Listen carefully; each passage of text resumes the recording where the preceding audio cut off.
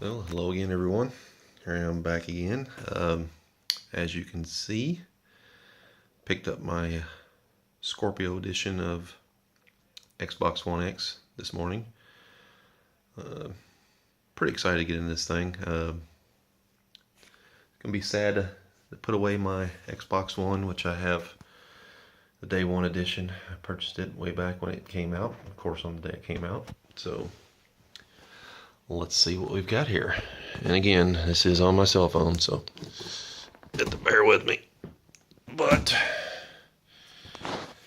I'll tell you one thing, this sucker is heavy. I don't know if that's a serial number they put on them or something, or possibly just something they put on every single one of them. I'm not sure. On the one side, hard drive, video output, compatibility, all the things it comes with. Ooh. The other side has the Xbox One X logo down it. Back side, just get the big X. And let's see what the bottom's got here. Flip this thing down here. All your usual electronic information. The cool thing about this, which I've noticed, which I'm not sure if you can see in this video, is it's got the X design in it, which actually looks like the top of the original Xbox, which I have as well. So let's get into this thing. Alrighty. I already took a liberty of taking the stickers off the top here. The bottom, I'll show you what it has. It has these on there. I hate these things. Usually when you take them off, you rip part of the color off the packaging, which I'm a stickler for keeping things looking good. Trick I have found, which I use on this, and all the Nintendo stuff's sealed with these as well, is just get your hair dryer, just heat it up with a hair dryer and use a pair of tweezers or something and slowly pry it off. And then the residues behind, just take the sticker that you have and just start sticking it to it, peel all the sticky stuff off. Works perfect. Which, as you can see on the top, which it's kind of, I don't know how well you can see, leaves nothing behind, which is great. So let's get into this thing. Oh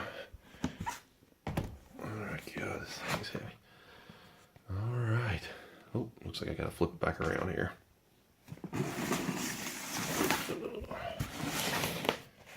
All right. Like I said, I'm sure you've already seen videos of this done. I'm just doing this because it's fun and get more practice. So it's got a little flyer thing that comes with it. I'm guessing those are probably some codes for Xbox Live and the Game Pass. So that's pretty neat. I'll leave those in there. I don't need to show off my codes. What else is in here? Oh, let's pull this out. Let's see what we got here. Alrighty. That's kind of odd how that comes out. Alright, and this is the thing that I've seen online that makes me so happy. This is now your power cord. No longer will you have to deal with the big, bulky power brick. Thank God. So happy about that. So we'll set that to the side. Got HDMI cord, which is nice. It actually doesn't have the Xbox logos on it this time. That's sad. I kind of like having stuff like that. These are pretty hefty cables as well, like this. They're more rubbery feeling than the usual plastic you get from cheap cables, so that's always a plus. I like that. And I'm guessing, yep, this is going to be the controller. It sounds like something loose in there. Might be batteries. More likely it's batteries. And I still have my, which came with my day one edition, Xbox One. It came with a controller that had the logo on it, which I have never used. I set it back to the side because I've got some other ones I use. I currently mostly enjoy using my Elite controller, which that thing is, if you don't have one, that thing is pretty amazing. And here it is. It's got the Project Scorpio logo on it. And it's got a, I know it's hard to see on here, it's got a different texture than your standard Xbox controller, which I kind of like. The back side doesn't look like it, but it's actually a little grippy. It's still hard plastic. It's not quite like the Elite controller, The Elite controller is really nice. It's a lot heftier. All the button things in here are all metal, but the grips on the back of it are rubbery, which I really enjoy. So that's kind of a nice feel to it. This one's not so bad.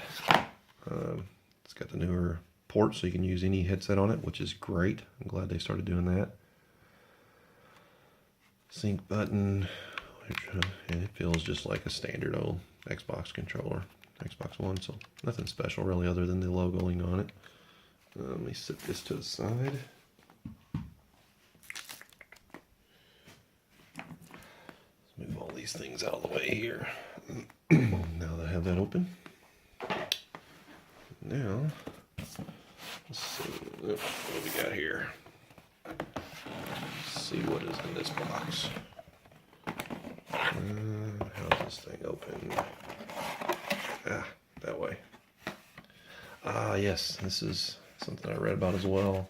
Apparently, as far as I know, the standard Xbox One X does not come with this. This only comes with the Scorpio Edition, and it is a stand, so you can stand it instead of just having your Xbox like that. You can actually do it vertically. So it's kind of neat. They finally did that. I know the original Xbox One, which I have the big bulky, of course, the Day One edition. It specifically said not to stand it on its end.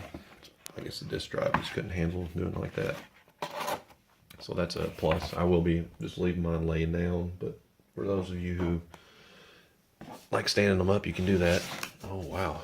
First off, this thing is nowhere near as tall as the standard Xbox One. That's pretty handy. Anything else in the box? Nah, nothing in there. Okay.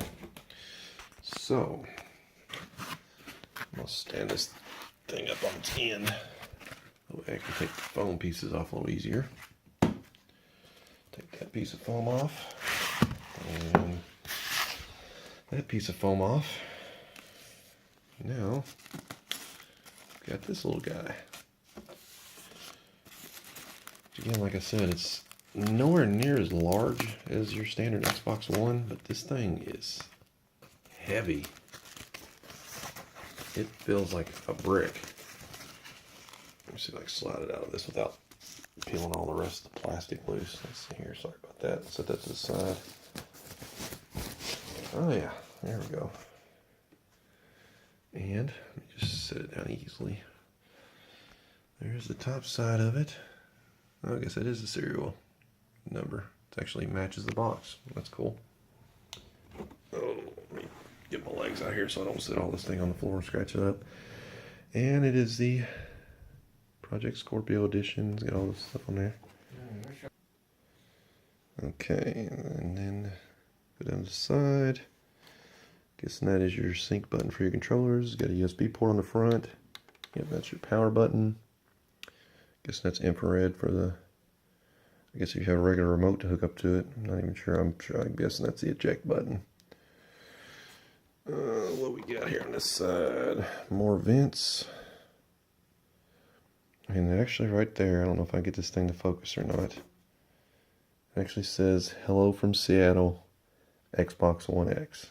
That's pretty neat. Let's see what's around here on this side. I showed you. All right, let's see what the back's got here. Power, HDMI out, HDMI in if you want to hook up your satellite, whatever.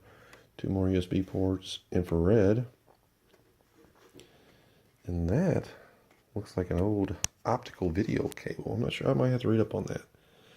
And your Ethernet port, of course. So, like I said, this thing is pretty small. Let me see if I can get over here to show you, which my room is a mess. The spare room here I use. See if